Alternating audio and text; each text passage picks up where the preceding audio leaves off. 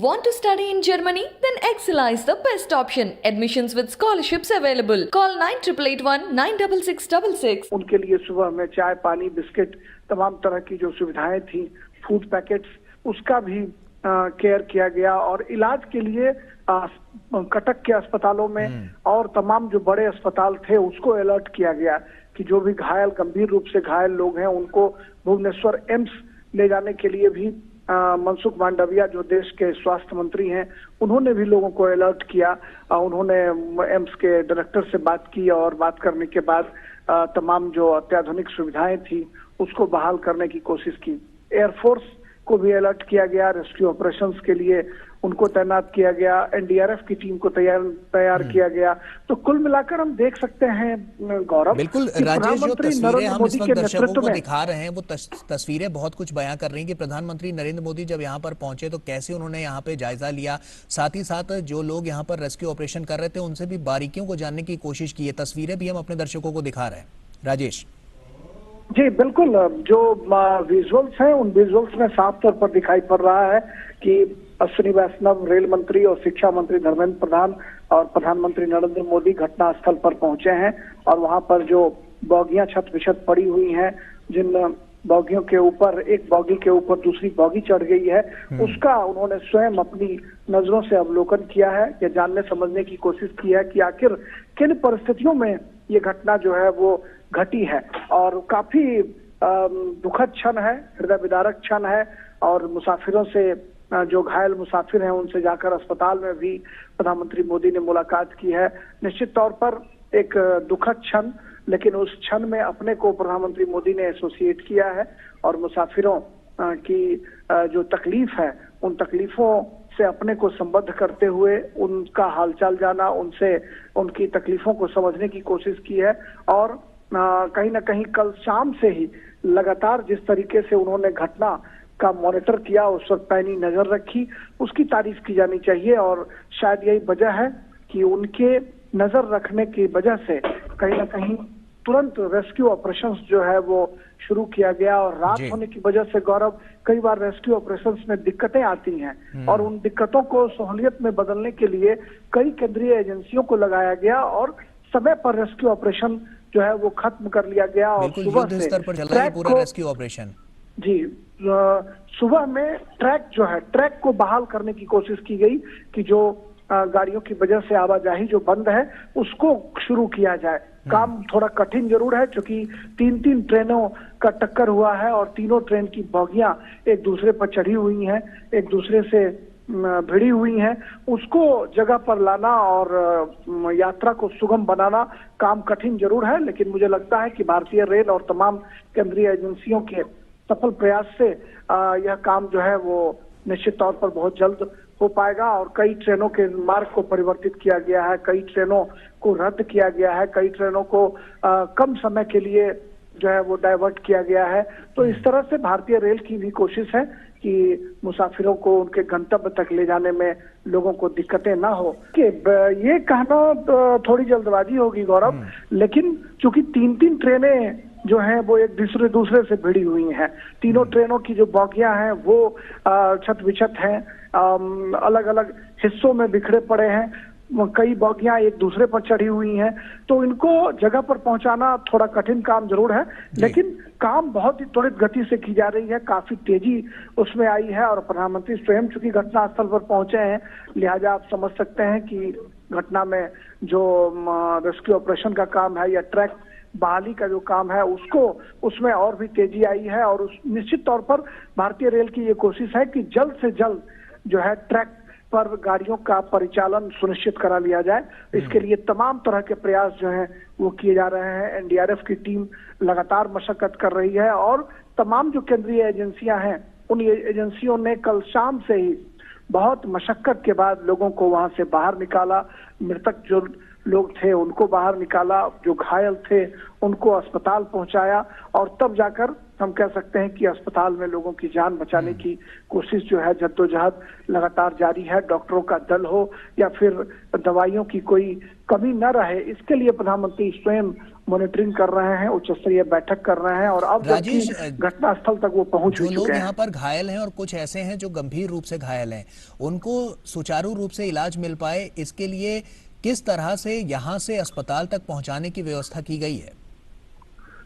देखिए, अस्पताल तक पहुंचाने के लिए करीब 100 से ज्यादा एम्बुलेंस जो हैं वो लगाए गए हैं। आसपास के जो बड़े अस्पताल थे, चाहे कटक हो, हावड़ा हो, खड़गपुर हो, इन अस्पतालों से 100 से ज्यादा एम्बुलेंस को उसमें लगाया गया है और उसके मार्फत लोगों को अस्पतालों तक पहुंचाने की कोशिश की गई है। सभी बड़े अस्पतालों को पहले से अलर्ट करके रखा गया था कि तब किसी भी तरह की जो मरीज आएंगे, जो घायल मुसाफिर आएंगे, उनको दिक्कत ना हो, इसके लिए लगातार जो है वो उसकी मॉनिटरिंग की जा रही थी। रेल मंत्री स्वयं सुबह से घटनास्थल पर कैंप कर रहे थे। रेलवे बोर्ड के चेयरमैन अनिल कुमार लाहौटी वो रेल मंत्री के साथ पहुंचे और कुछ ही घंटों के बाद शिक्षा मंत्री धर्मेंद्र प्रधान, जो उड़ीसा से आते हैं, उड़ीसा से के कद्दावर नेता हैं, वो भी वहां पर पहुंचे। तो तमाम लोगों की मॉनिटरिंग में भारत सरकार ने एक नया उदाहरण प्रस्तुत करते हुए लोगों को की जान बचाने की कोशिश की, उनको इलाज दिलाने की कोशिश की है।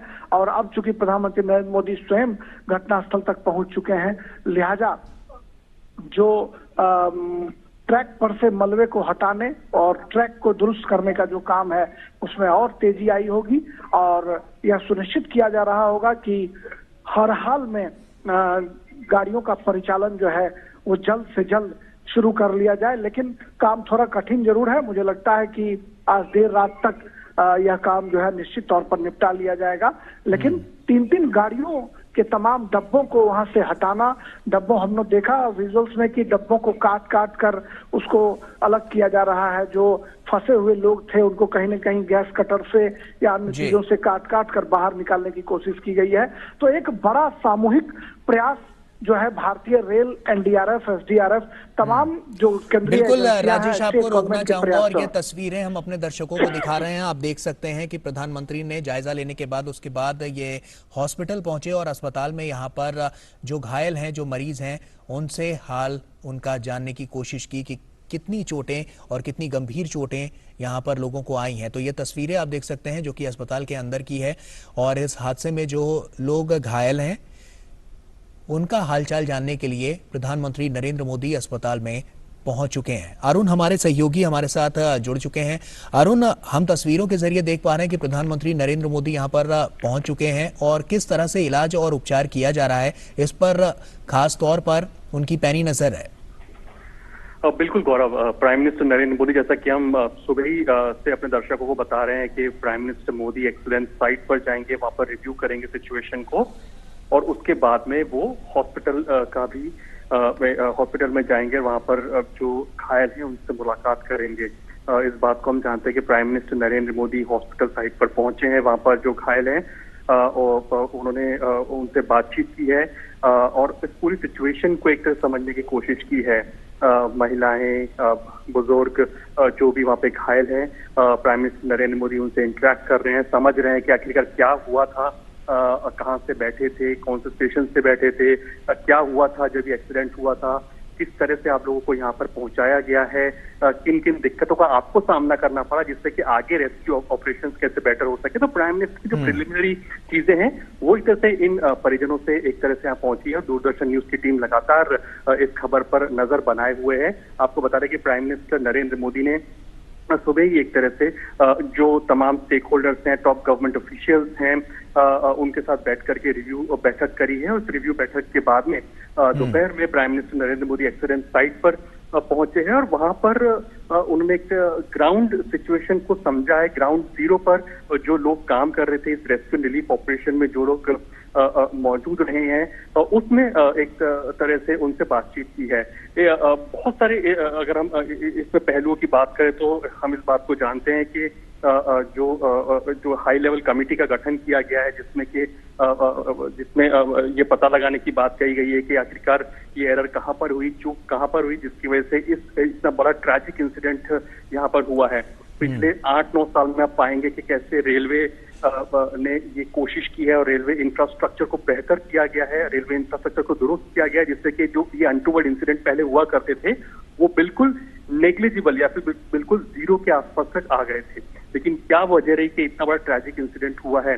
तो जाहिर सी बात है कि जो एनडीआरएफ की टीम्स हैं, जो रेस्क्यू रिलीफ ऑपरेशंस की जो टीम है वो लगातार वहां पर काम कर रही हैं और इस समय पर पूरी तरह से फोकस इस बात पर है कि कैसे जो लोग घायल हुए हैं उनको त्वरित जो सुविधाएं है, हेल्थ केयर फैसिलिटीज हैं, वो उनको मुहैया कराई जा सके। बिल्कुल अरुण, आप देखिए कि प्रधानमंत्री खुद सभी के पास जाते हुए और उनसे उनका हालचाल जानते हुए किसी तरह की उनको कोई तकलीफ तो नहीं है, इस बात का साफ तौर पर ध्यान रखा जा रहा है और साथ ही साथ डॉक्टर से भी वो तुरंत परामर्श लेते हुए नजर आ रहे हैं कि अगर इन्हें इस तरह की कोई दिक्कत है तो यहाँ पर किस तरह से उनका ट्रीटमेंट किया जा रहा है। ये साफ इन तस्वीरों से भी नजर आ रहा है।